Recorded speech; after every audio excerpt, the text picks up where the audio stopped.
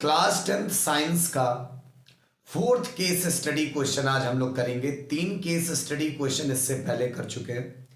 ये fourth case study question है class 10th science chapter chemical equation. Chemical equation का fourth case study question आपके screen पे आ गया है, तो क्वेश्चंस पढ़िए, आंसर दीजिए कमेंट सेक्शन में जल्दी जल्दी सब लोग।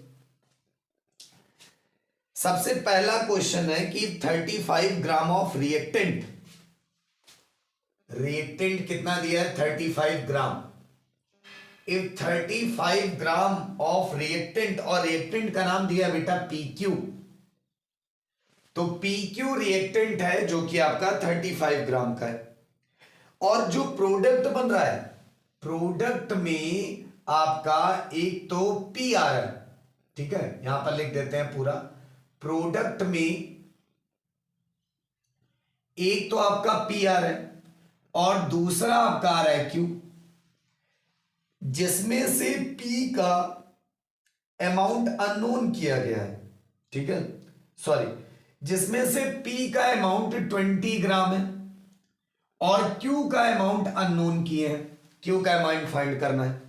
अब तुम लोग को पता है कोई भी केमिकल रिएक्शन होता है, कोई भी केमिकल रिएक्शन वो law of conservation of mass को फॉलो करता है।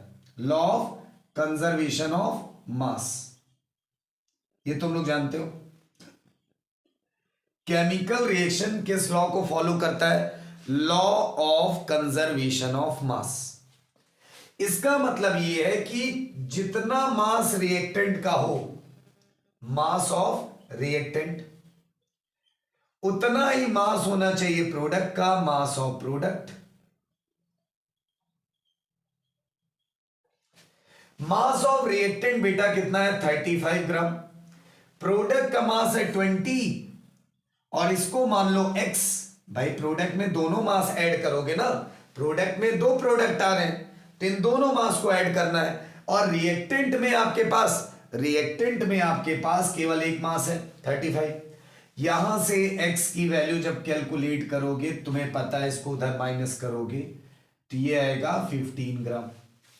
अब ऑप्शन में देखो, तुमसे पूछा है कि ये जो Q का मास है वो कितना होना चाहिए, तो Q का मास कितना होगा बेटा 15 ग्राम। ठीक है, चले नेक्स्ट क्वेश्चन की तरफ। बहुत इजी क्वेश्चन था, कुछ खास नहीं है इसमें, बस केवल यही बता रहे हैं कि mass of reactant for any chemical reaction is always equal to mass of product.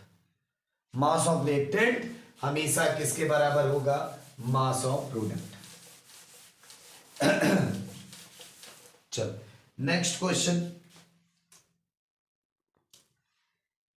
Mercury second oxide, mercury second oxide. अब इसका मतलब जान लो, ये सेकेंड का क्या मतलब है? सेकेंड का मतलब है कि जो मरकरी है उसकी वैलेंसी आपको 2 लेना है। ऑक्साइड की वैलेंसी ऑलरेडी 2 होता है, जानते हो। इससे वैलेंसी वगैरह एक्सचेंज करके फॉर्मूला बनाओगे तो HgO आएगा। ये आपका मरकरी ऑक्साइड का फॉर्मूला है। अब कह रहे हैं मरकरी ऑक्साइड ब्रेक हो रहा है, HgO ब्रेक हो रहा है किसमें? एक तो मरकरी जो कि लिक्विड होता है, तुम्हें पता है, और दूसरा ऑक्सीजन जो कि गैस होता है, ये भी तुम्हें पता है।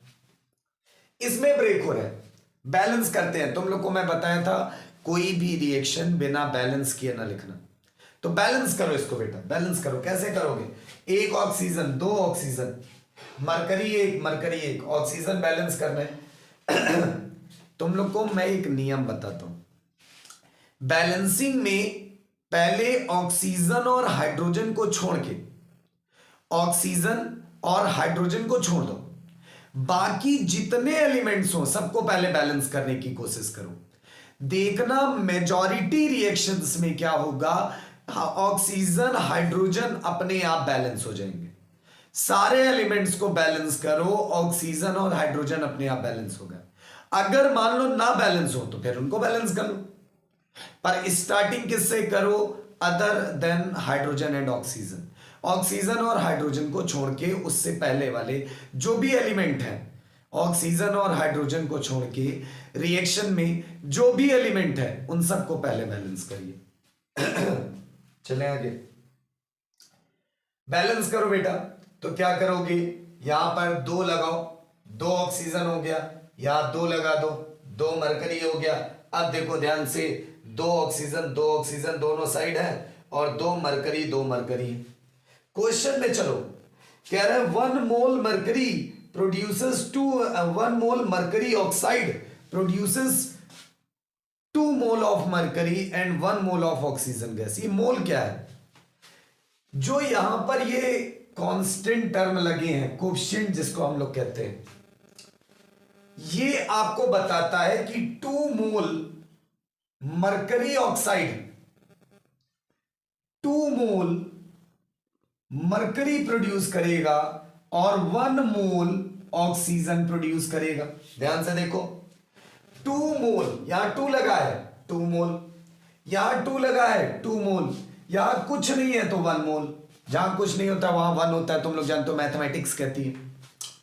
तो 2 मोल मरकरी ऑक्साइड प्रोड्यूस करेगा 2 मोल मरकरी और 1 मोल ऑक्सीजन गैस। देखो क्या ये ऑप्शन में है, 2 मोल mercury oxide produces 2 mole mercury and 1 mole oxygen gas।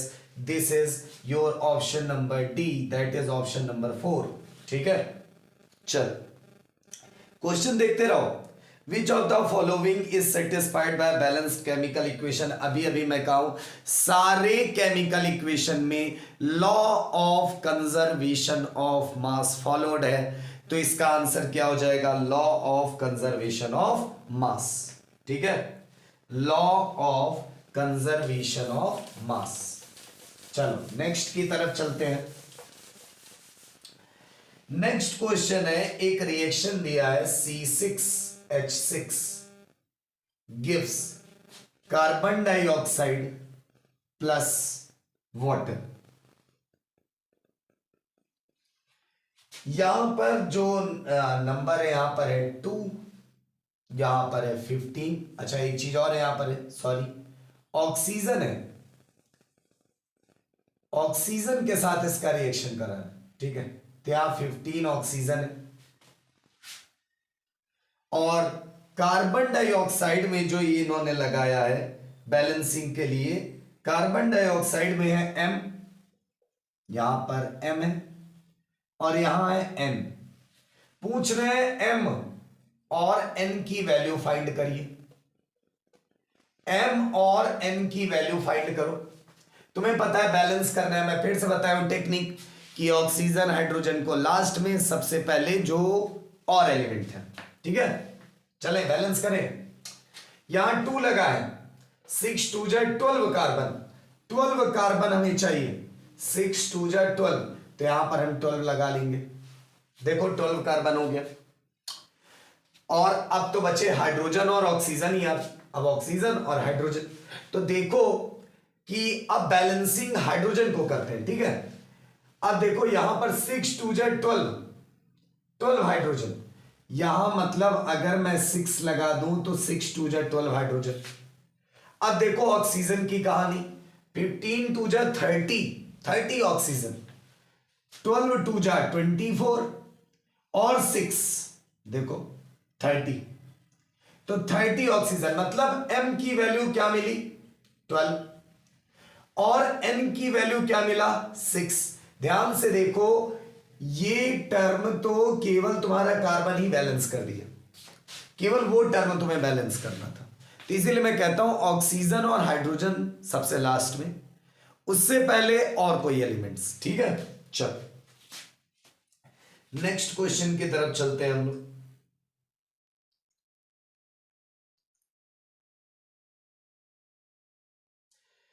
Sulphur dioxide means SO2 react with oxygen O2 to form sulfur trioxide SO3।